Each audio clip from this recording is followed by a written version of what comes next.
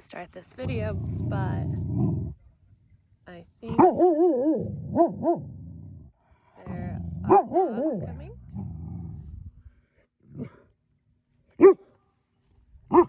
Zima, it's okay.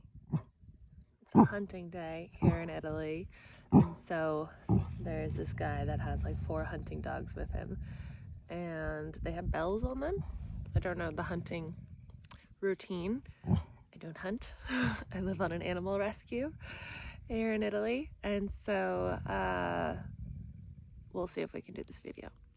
I'll do it pretty short and sweet, but the message that I have had in the past 12 hours that I thought was just like so wonderful, and I wanted to share it with you. Oh, never mind.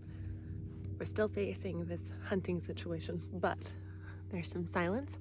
So we had someone leaving the farm today, and he rode a horse for the first time the other day, and when he first arrived, like the second day that he was here, and he was so nervous and he was so like terrified of it, but we supported him in knowing that the horse he was on was very, very safe and calm, and it's okay.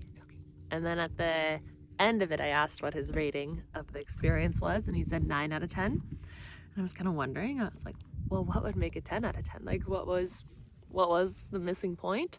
And then he just kind of explained, and it was our joke the whole week between everyone, is like, he doesn't give out 10 out of 10s.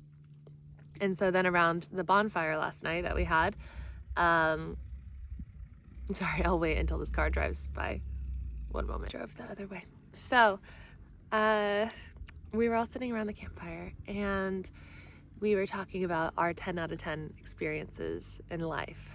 And I just felt like this was such a nice thing to share with others, and such a nice time to reflect and to really be like, when was there a moment where you just like felt like everything clicked and everything was perfect, and you just got to be present in the moment and away from all the perceived stresses and worries and fears and all the things. And for me, one of the things that I use in my brain retraining practice, so if you guys are familiar with DNRS and different things like Gupta, or even just like Joe Dispenza work, Joe Dispenza doesn't do it as much, but I have it in my program, 21 Days to Rewire Your Mind. So like in brain retraining, you will often like invoke a past memory that is good and like high vibrational. And so at first, with my dysregulated nervous system, when I was really, really chronically ill, I could not think of a good memory. I was like, I really don't have any, but that's what like a dysregulated, damaged nervous system, damaged limbic system will tell you.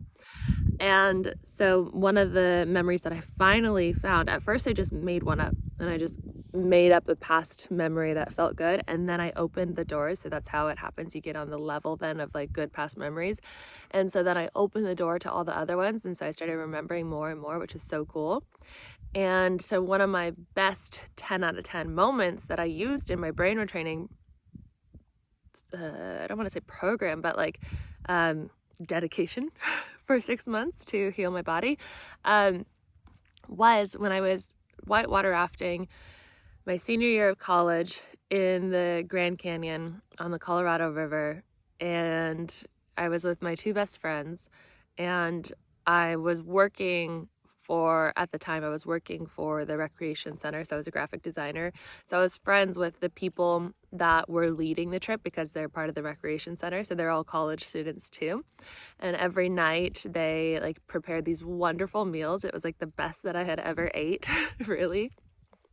And I love the outdoors. I love freedom. I knew that I was graduating soon. And so I wanted to like really start to get in the mindset of living like a free, outdoorsy life. And so we were on the first night. And after the first day, it was like terrifying. My fear was crashing water.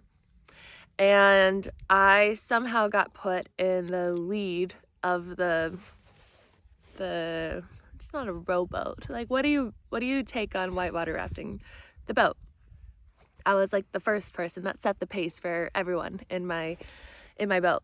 And I was terrified because on this part of the river, there is like a certain section, I think it's 232, where there is a fang here, which is like a rock, and it's underwater. And then to the left of it, like very close to the left of it, is like a whirlpool, and you can't see either. And if you hit the whirlpool, then you like flip upside down and you are underwater for like, I think almost 2 minutes. And then there's also the fang, which if you hit that on the right side, you might pop your boat and you'll be stuck there, and it's like rapid water. And so before hitting 232, we were in the other rapid, and my best friend had flown out of the boat, and she was floating down the river. And if you've ever seen Homeward Bound, we joke about how it seemed like she was like Sassy when Sassy floats down the river, and we're like, Sassy, no, but we're like, Heidi, no. And so then I I put my oar back, and I like elbowed someone in the face, like this guy I didn't know, and I like made him bleed everywhere. But I grabbed my best friend and I pulled her in, and then I checked, like there was blood everywhere, and it wasn't from his bloody face, it was like something else. And I was like so much adrenaline, I didn't realize I sliced my arm open to get her, and we got her in. But then we went through 232 and we went out to scout it first. And I remember looking at it, I was like, there's no way. Because sometimes if it's really rapid, you won't do it, and we'll like call for help and like get taken out of the Grand Canyon. And I was like, we're for sure calling for help. And then they're like, okay, get in your boats. I was like, okay, can we change arrangements? And they're like, no, you can never change arrangements. Like the way that you start the river is the way that you finish. I was like, damn it. And so I broke my ring. And this is like, I don't know, it didn't feel bad, but I know we're supposed to leave no trace, so don't hate me.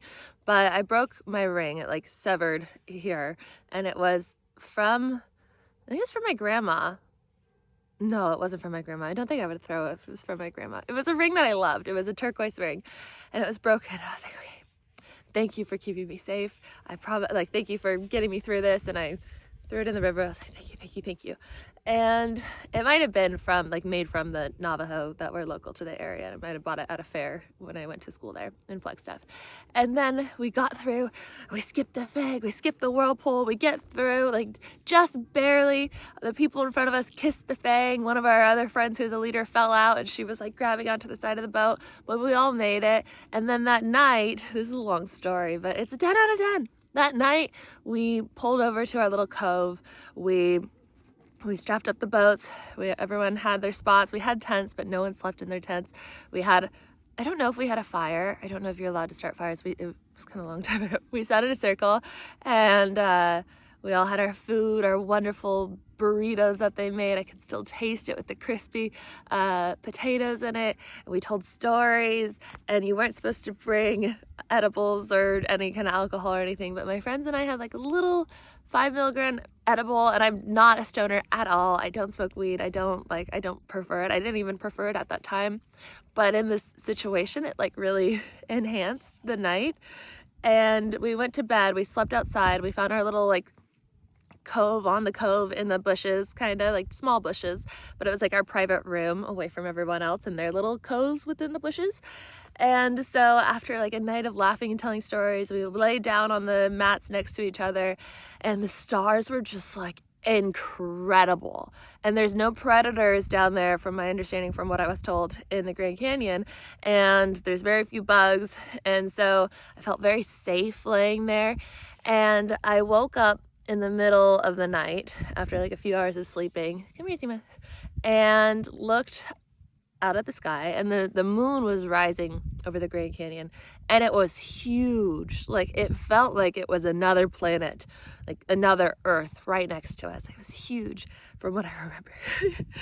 And I was like, wow, look to my right, look to my left, and my friends are there. It was my left, look to my left, look to my right, my friends are there. I was like, this is perfect. This moment is perfect. My future is so unknown. I'm about to graduate. No idea what I'm going to do with my life. No idea where I'm going to live. little did I know I would live in Mexico shortly after that, and then I would live in California for a while, and then I would move to Europe and now live in Italy. And it's just like incredible looking back. But in that moment, I was like, wow, I don't have any bills. I don't have anything other than just like my college debt that was building up at that time. And I was like, life is perfect. Like, this moment is perfect. And so just going down those paths, like, I feel light right now. I feel good. I feel so regulated from that. And in brain retraining, what's important to do is saying that out loud and then going into a high vibrational future vision, like a vision of the future, which is not really the future because everything is happening right now because time and space are not real. But then you go into this like, okay, in 6 months from now, even though 6 months from now is right now, I am, and then you choose what you want to be in, like what feels good. It doesn't have to be, you don't have to fully know, because at the end you can say, I choose this, or whatever is best for my highest good. And so, maybe I'm choosing to have my own home with like beautiful linens everywhere and organic materials and like the most comfortable organic mattress and so much space to meditate and create and flow and cook, like a giant countertop. Oh, and like just going into it and feeling so good and then choosing it. And at the end of it, you're in gratitude. You've rewired your mind. You've rewired your mind. You are regulated. You are in a wonderful state. So tell me in the comments if you feel comfortable doing so. What is your 10 out of 10? And if you like this video, please give it a thumbs up. Subscribe if you are new here. Leave a comment if you feel called to do so. If you don't know what to say, you can say, hello, Arlo. Good job not eating any trash yesterday. He did not eat any trash yesterday. He did get into cookies on the table, which is so bad. He knows not to go on the table, but he sees all these other farm dogs doing bad things. We're working on it. But yesterday, no trash. I did watch him like a hawk all day long. So congratulate Arlo on his 1 day of sobriety from trash. Say hi to Zima too if you'd like. And if you want to sign up for one of my programs, I have 12 weeks to decondition your mind. And so that is called Decondition. That is linked below. That starts on January 1st, starting the new year strong, creating your new life to a point where you will look back and you'll be like, who was that version? I love that person, but I do not recognize that person. And it'll just help you become the truest version of you.